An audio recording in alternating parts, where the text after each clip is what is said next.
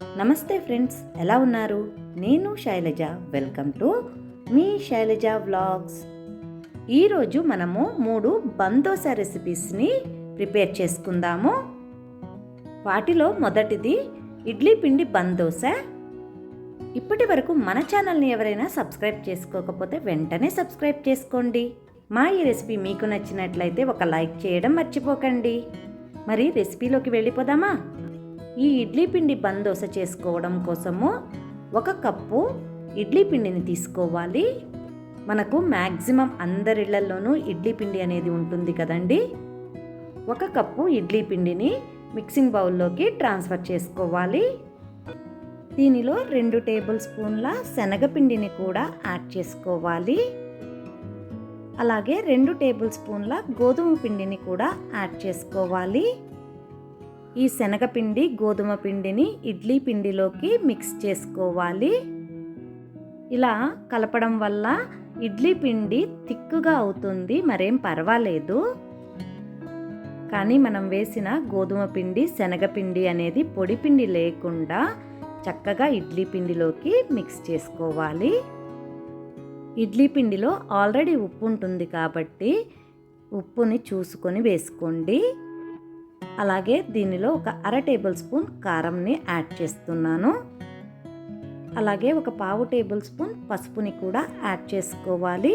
వీటితో పాటు 1/2 table spoon జీలకర్రను కూడా యాడ్ చేసుకోవాలి. మీ కారానికి తగ్గట్టు సన్నగా తరిగిన 1 లేదా 2 పచ్చిమిరపకాయలను యాడ్ చేసుకోండి. అలాగే 1 మీడియం సైజ్ ఉల్లిపాయని కూడా సన్నగా కట్ చేసుకొని యాడ్ చేసుకోవాలి. 1 మీడియం సైజ్ టొమాటోని కూడా చిన్న ముక్కలుగా కట్ చేసుకొని యాడ్ చేసుకోండి. 1 చిన్న సైజ్ క్యారెట్ని కూడా గ్రేట్ చేయకుండా ఇలా చిన్న చిన్న ముక్కలుగా కట్ చేసి యాడ్ చేసుకోండి. మనం వేసిన వెజిటబుల్స్ అన్నింటినీ పిండిలోకి మిక్స్ అయ్యేటట్లు బాగా మిక్స్ చేసుకోవాలి. వెజిటబుల్స్ అన్నీ మిక్స్ చేసుకున్న తర్వాత పిండి గట్టిగా అనిపిస్తే కొద్దిగా వాటర్ని యాడ్ చేసుకోండి. పిండి మరీ దోసల పిండి అంత పల్చగా ఉండకూడదు, కొంచెం తిక్కుగానే ఉండాలి. ఇలా కొద్దిగా వాటర్ని యాడ్ చేసుకొని వాటర్ని కూడా పిండిలో బాగా మిక్స్ అయ్యేటట్లు మిక్స్ చేసుకోవాలి. చూడండి, ఫైనల్గా పిండి కన్సిస్టెన్సీ ఇలా ఉండాలి. ఒకసారి ఉప్పుని చెక్ చేసుకోండి. నాకు ఉప్పు అయితే సరిపోయింది. ఈ బందోసలు వేసుకోవడానికి పొయ్యి మీద లోతుగా ఉండే మూకుడును పెట్టుకోవాలి. దానిలో 1 టేబుల్ స్పూన్ వరకు ఆయిల్ని యాడ్ చేసుకొని ఇలా ఒకసారి తిప్పితే ఆయిల్ మూకుడు మొత్తం స్ప్రెడ్ అవుతుంది. ఆయిల్ వేడైన తరువాత మనం కలిపి ఉంచుకున్న బ్యాటర్లో నుంచి 2 గరిటెలు పిండిని దీనిలోకి యాడ్ చేసుకోవాలి. బందోస కాబట్టి కొంచెము పిండి తిక్కుగానే వేసుకోవాలి. ఇలా వేసుకున్న తర్వాత మూత పెట్టి 2 నుంచి 3 నిమిషాల పాటు సిమ్ నుంచి మీడియం ఫ్లేమ్లో కుక్ చేసుకోవాలి. 2 నిమిషాల తర్వాత చూడండి, అంచుల చుట్టూ గోల్డెన్ బ్రౌన్ కలర్ వచ్చింది కదా. ఇలా వచ్చి చక్కగా ఆయిల్లో ఫ్రై అవుతుంది. ఇలా ఉన్నప్పుడు మనము అట్ల కాడబెట్టి రెండవ వైపుకి టర్న్ చేసుకోవాలి. చూడండి, బందోస ఎంత మంచి కలర్ వచ్చిందో. రెండవ వైపు కూడా 1 నిమిషం పాటు మూత పెట్టి కుక్ చేసుకోవాలి. 1 నిమిషం తరువాత మూత తీసి టర్న్ చేసి చూద్దాము. చూడండి, రెండవ వైపు కూడా ఎంత మంచి కలర్ వచ్చిందో కదా. బాగా కుక్ అయి కూడా ఉంటుంది. దీనిని సర్వింగ్ ప్లేట్లోకి తీసుకొని సర్వ్ చేసుకోవడమేనండి. మన రెండవ రెసిపీ హై ప్రోటీన్ సొరకాయ బందోస. ఇప్పటి వరకు మన ఛానల్ని సబ్స్క్రైబ్ చేసుకోకపోతే వెంటనే సబ్స్క్రైబ్ చేసుకోండి. మా ఈ రెసిపీ మీకు నచ్చినట్లయితే ఒక లైక్ చేయడం మర్చిపోకండి. ఈ హై ప్రోటీన్ దోశ కోసము 1 మిక్సింగ్ బౌల్ తీసుకొని 1 కప్పు కందిపప్పు, 1 కప్పు మినప్పప్పు, అదే కప్పుతో 1 కప్పు పచ్చిశనగపప్పుని యాడ్ చేసుకోవాలి. అలాగే 2 కప్పుల బియ్యంని కూడా యాడ్ చేసుకోవాలి. దీనిలో నీళ్లు పోసి 4 నుంచి 6 గంటల పాటు నానబెట్టుకోవాలి.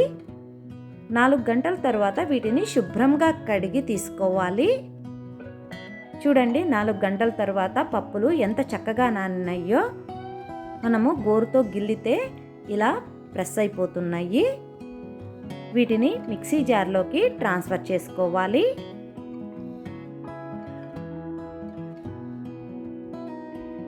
దీనిలో కొద్దిగా నీళ్లను యాడ్ చేసి మూత పెట్టి మెత్తగా మిక్సీ పట్టుకోవాలి. ఇలా మిక్సీ పట్టుకున్న పిండిని వేరొక బౌల్లోకి ట్రాన్స్ఫర్ చేసుకోవాలి. పిండి కన్సిస్టెన్సీ మరి పల్చగా ఉండకూడదు దిబ్బ రొట్టెలకు. దీనిలో రుచికి సరిపడా ఉప్పుని యాడ్ చేసుకోవాలి. అలాగే ఒక చిటికెడు ఇంగువను కూడా యాడ్ చేసుకుందాము. మనకు పప్పులు ఎక్కువగా ఉన్నాయి కదా, డైజెషన్కి కూడా ఇంగువ హెల్ప్ అవుతుంది. దీనిలోకి 2 టేబుల్ స్పూన్ల కొబ్బరి తురుముని యాడ్ చేసుకుంటున్నాను. అలాగే ఒక అర టేబుల్ స్పూను జీలకర్రని కూడా యాడ్ చేసుకోవాలి. 1/2 టేబుల్ స్పూన్ పసుపు, 1/2 టేబుల్ స్పూన్ రెడ్ చిల్లీ ఫ్లేక్స్ని కూడా యాడ్ చేసుకోవాలి. వీటితో పాటు ఒక పచ్చిమిరపకాయని సన్నగా తరిగి యాడ్ చేసుకోండి. అలాగే ఒక మీడియం సైజ్ ఉల్లిపాయని సన్నగా తరిగి యాడ్ చేసుకోవాలి. దీనిలో 1 కప్పు సొరకాయ ముక్కలను కూడా సన్నగా తరిగి యాడ్ చేసుకోవాలి. అలాగే కొద్దిగా కరివేపాకుని కూడా యాడ్ చేసుకుందాము. వీటితో పాటు సన్నగా తరిగిన కొత్తిమీరను కూడా యాడ్ చేసుకోవాలి. వీటన్నింటినీ బాగా మిక్స్ చేసుకోవాలి. ఒకవేళ పిండి బాగా తిక్కుగా ఉన్నట్లు అనిపిస్తే కనుక కొద్దిగా వాటర్ వేసుకొని పల్చన చేసుకోండి. ఈ బందోసలకు పిండి మరీ తిక్కుగా ఉండకూడదు, అలానే మరీ పల్చగాను ఉండకూడదు. ఇప్పుడు తిరగమాత పాన్ తీసుకొని దానిలో 2 టేబుల్ స్పూన్ల ఆయిల్ యాడ్ చేసుకోవాలి. ఆయిల్ని పాన్ మొత్తం స్ప్రెడ్ అయ్యేటట్లు స్ప్రెడ్ చేసుకొని దానిలో 1 నుంచి 2 గంటల లోపు పిండిని యాడ్ చేసుకోవాలి. పెద్ద గరిటె అయితే 1 గరిటె సరిపోతుంది. అదే చిన్న గరిటె అయితే 2 గరిటెలు యాడ్ చేసుకోండి. ఇలా యాడ్ చేసుకున్న దానిపైన మూత పెట్టి మీడియం నుంచి లో ఫ్లేమ్లో దీనిని కుక్ చేసుకోవాలి. 2 నుంచి 3 నిమిషాల తర్వాత చూడండి, చుట్టూతా గోల్డెన్ బ్రౌన్ కలర్లోకి వచ్చింది కదా. ఆయిల్ కూడా ఎక్కువ పీల్చలేదు. మనము దీనిని రెండవ వైపు టర్న్ చేసుకొని మళ్ళీ మూత పెట్టి 1 నిమిషం పాటు కుక్ చేసుకోవాలి. ఫైనల్గా ప్రోటీన్ సొరకాయ బందోస చూడండి ఎంత బాగుందో. దీనిని సర్వింగ్ ప్లేట్లోకి తీసుకొని ఏ చట్నీతోనైనా సర్వ్ చేసుకోవచ్చండి. మన 3వ రెసిపీ రవ్వ కార్న్ బందోస. ఇప్పటి వరకు మన ఛానల్ని ఎవరైనా సబ్స్క్రైబ్ చేసుకోకపోతే వెంటనే సబ్స్క్రైబ్ చేసుకోండి. మా ఈ రెసిపీ మీకు నచ్చినట్లయితే ఒక లైక్ చేయడం మర్చిపోకండి.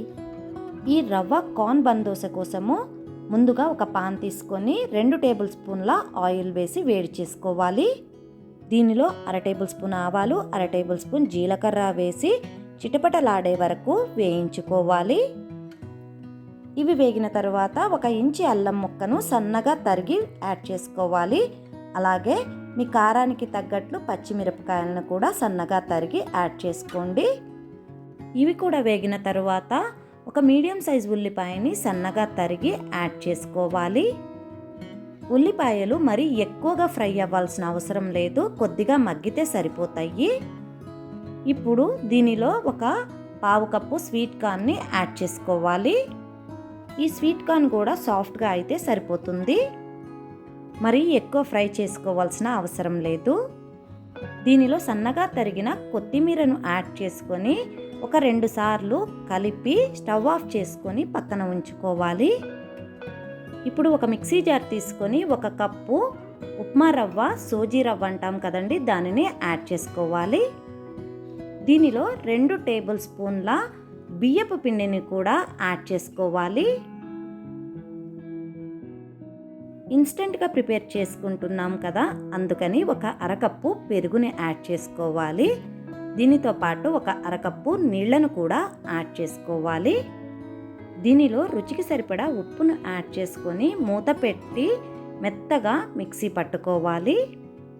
మిక్సీ పట్టుకున్న తర్వాత బ్యాటర్ చూడండి ఎంత స్మూత్గా ఉందో, ఇలా ఉండాలి. దీనిని ఒక మిక్సింగ్ బౌల్లోకి ట్రాన్స్ఫర్ చేసుకుందాము. ఒకసారి ఉప్పు చెక్ చేసుకొని చిటికెడు బేకింగ్ పౌడర్ని యాడ్ చేసుకోవాలి. బేకింగ్ పౌడరు పిండిలో బాగా మిక్స్ అయ్యేటట్లు మిక్స్ చేసుకోండి. ఇప్పుడు మనం ప్రిపేర్ చేసుకున్న స్వీట్ కార్న్ ఉంది కదండి, దానిని పిండిలోకి యాడ్ చేసుకోవాలి. ఇప్పుడు ఇది మొత్తము పిండిలో బాగా మిక్స్ అయ్యేటట్లు మిక్స్ చేసుకోవాలి. ఈ బ్యాటర్ అనేది మరీ థిక్గా ఉండకూడదు, అలానే మరీ పల్చగాను ఉండకూడదు. బందోసలకు మీడియంగా ఉండాలి. మొత్తం మిక్స్ చేసుకున్న తర్వాత ఒకసారి ఉప్పు చెక్ చేసుకోండి. స్టవ్ మీద పోపు పాన్ పెట్టుకొని 2 టేబుల్ స్పూన్ల ఆయిల్ని వేడి చేసుకోవాలి. తరువాత పెద్ద గరిట అయితే 1 గరిట, చిన్న గరిటెలు అయితే 2 గరిటెల చొప్పున పిండిని యాడ్ చేసుకోవాలి.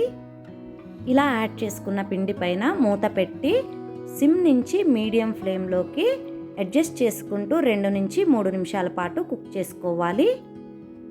చూడండి, 2 నిమిషాల తర్వాత ఎలా ఉందో. మనకు కలరు ఇంకొంచెం గోల్డెన్ బ్రౌన్ కలర్లోకి కావాలి అనుకుంటే ఇంకొంచెం కుక్ చేసుకోండి. నేను దీనిని టర్న్ చేసుకుంటున్నాను. టర్న్ చేసుకుని 1 నిమిషం పాటు కుక్ చేసుకుంటే సరిపోతుంది. ఇది మూత పెట్టైనా కుక్ చేసుకోవచ్చు, మూత పెట్టకుండా కూడా కుక్ చేసుకోవచ్చు. నేను మూత పెట్టి 1 నిమిషం పాటు కుక్ చేస్తున్నాను. చూడండి, ఫైనల్గా రవ్వ కార్న్ బందోస. దీనిని సర్వింగ్ ప్లేట్లోకి తీసి సర్వ్ చేసుకోవడమే.